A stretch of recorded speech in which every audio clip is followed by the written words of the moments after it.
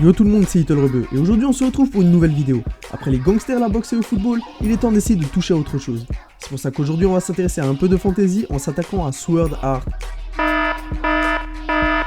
Ok, stress pas, changement de programme. Toujours dans la fantasy, on va s'intéresser aux 7 péchés capitaux. Nanatsu no Taizai.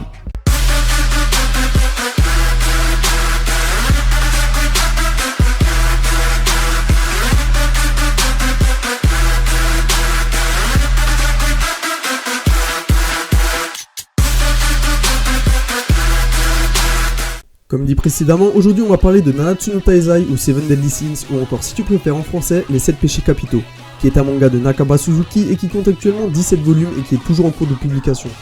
L'anime quant à lui est produit par les mêmes studios d'animation qui ont fait Black Butler et compte actuellement 24 épisodes plus 2 OAV. Et Nanatsu no Taizai, ça parle de quoi? Et moi je vais te le dire. Si tu cherches de la fantaisie, des monstres et de la baston, Nanatsu no Taizai est fait pour toi.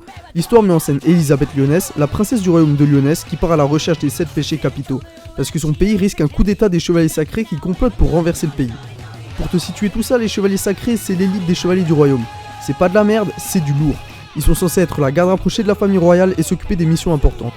Quant aux 7 péchés capitaux, ils sont représentés par la colère, la jalousie, l'avarice, la paresse, la luxure, la gourmandise et l'orgueil. Et ils ont tous un animal qui leur correspond. Respectivement, c'est le dragon, le serpent, le renard, le grizzly, le bélier, le sanglier et le lion. Ces 7 personnes représentent un groupe de guerriers surpuissants, sûrement le plus puissant du royaume, grâce à leurs capacités et à leurs armes qui sont des trésors sacrés. Cependant, ils sont vus comme des traîtres et des renégats car ils sont accusés d'avoir tenté de faire un coup d'état il y a quelques années de cela. Ouais, ça parle beaucoup de rébellion là-dedans. Mais je ne vais pas te dire les noms de 6 des 7 personnes qui composent les péchés capitaux parce que ce serait du spoil et personne n'aime le spoil. En effet, les 3 quarts des épisodes se focalisent sur la recherche de ces personnes. Ce serait con que je te dise leur nom. Tout ce que tu peux savoir, c'est que le péché de la colère, celui du dragon, est représenté par Meliodas. C'est pas du spoil puisque tu l'apprends à l'épisode 1. Merci Little Rebeu, tu viens de spoil l'épisode 1, ça sert plus à rien que je regarde la suite maintenant. Meliodas, c'est simplement le héros de l'histoire, le premier à aider la princesse dans sa quête. Ouais, il a une tête de gosse de 12 ans, mais il a sûrement déjà l'âge d'être ton père. Mais maintenant, on rentre dans le vif du sujet. Pourquoi il faut regarder Nanatsu no Taizai? Et ben en fait c'est assez simple, il suit un schéma que beaucoup d'entre nous apprécient. Un schéma typique des jeux vidéo comme Zelda ou Final Fantasy. Une princesse a besoin d'aide pour sauver son royaume, elle vient alors demander au héros de lui prêter sa force. Le héros commence alors son épopée en rencontrant d'autres personnes qui vont rejoindre son équipe pour arriver à réaliser son objectif.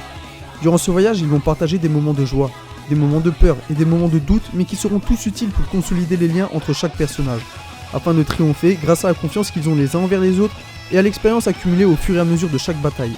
Avec ce que je viens de te dire, je suis sûr que tu arrives facilement à te rappeler d'un temps d'il y a bien longtemps où tu squattais ta console sous ta couette pour jouer à Dragon Quest, Final Fantasy ou même Zelda.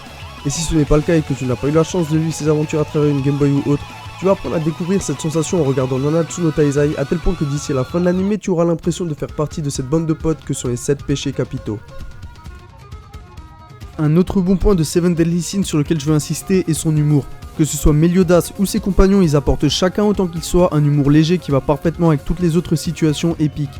Pour te situer ça, c'est pas un humour omniprésent comme dans Gintama, mais plutôt un humour régulier à la Hajime no Ippo.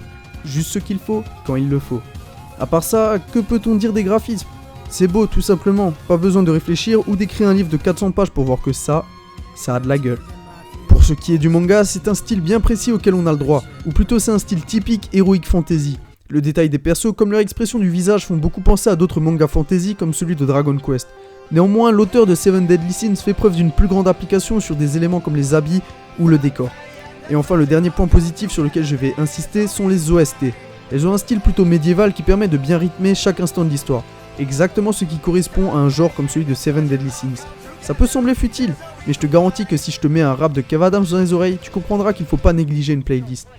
Et si l'histoire de Nanatsu no Taizai a tout pour plaire et que le graphisme est au rendez-vous, il peut aussi faire débat. Ça sonne contradictoire mais au final c'est plutôt logique. Le scénario du héros qui vient sauver la princesse des forces du mal, c'est un scénario que l'on connaît tous et c'est justement ça le problème. Même Mario fait ça dans chaque nouveau jeu. Il est prévisible, on sait tous déjà plus ou moins ce qui va se passer. On sait tous déjà à peu de choses près que le combat final impliquera le héros et le grand méchant qui aura pris une dose de level up plus élevée qu'un cycliste pendant le Tour de France. Et à force de savoir et d'avoir déjà vécu tout ça, il n'est pas étonnant de voir des gens ne pas adhérer à l'histoire puisqu'ils la connaissent et l'ont déjà vue des dizaines de fois. Et l'autre faille de ce scénario réside aussi dans son côté trop gentil. L'histoire de Nanatsu no Taizai est vraiment cool. Mais malheureusement, vous le remarquerez au fur et à mesure des épisodes, il n'y a pas vraiment de morts importantes dans l'histoire. Il y a des morts, mais elles font partie du passé des personnages. Elles ont participé à forger leur personnalité. Mais elles ne sont pas présentes dans l'histoire actuelle, celle que nous suivons. Pour ne pas spoiler, je vais simplement dire qu'à la fin de l'anime, un personnage important était censé mourir. Et ben au final, tout est bien qui finit bien au pays des arcs-en-ciel et où tout le monde est beau, tout le monde il est content, et ce soir il va pleuvoir des dragibus. Bon, j'exagère un peu, mais c'est ce côté un peu niais et ce manque de réalisme qui aurait pu ajouter un côté dramatique. Je demande pas une flopée de morts à chaque épisode comme dans Akame ga Kill, ou une fin dramatique à en perdre la tête, style School Days, mais juste un peu de poids à l'anime pour rajouter du suspense. Au final, que retenir de Nanatsu no Taizai ? Eh ben, il ravira bon nombre de personnes. Les adeptes de l'aventure, de la découverte d'un royaume qui s'étend jusqu'à perte de vue où habitent des fées, des géants, des démons, des saints, des immortels et des guerriers. Tout ça avec une belle touche de romance, des combats épiques, de pouvoir et d'enjeux énormes qui vont mettre en péril la stabilité d'un royaume. Tu l'auras compris, ce manga est complet et déborde de 1001 trésors qui sauront convaincre un public à la recherche de découvertes. Et d'ailleurs, ce n'est pas pour rien qu'il est le deuxième manga le plus vendu de 2015 au Japon avec plus de 10 300 000 ventes. Mais si tu connais déjà bien ce genre-là et que tu cherches quelque chose d'innovant, tu ne seras peut-être pas satisfait de Seven Deadly Sins. Mais dans tous les cas, il est dur de ne pas passer un bon moment devant les aventures de Meliodas et de la princesse Elisabeth, dont l'humour et le contenu sont de bonne qualité. Voilà, cette vidéo est à présent terminée. Si tu l'as appréciée, n'hésite pas à mettre un like, à t'abonner et à partager. Mais surtout comme d'habitude, à donner ton avis dans les commentaires. Et si tu as vu Nanatsu no Taizai, à donner ton avis dessus. Sur ce, prends bien soin de toi et à la prochaine. Ciao.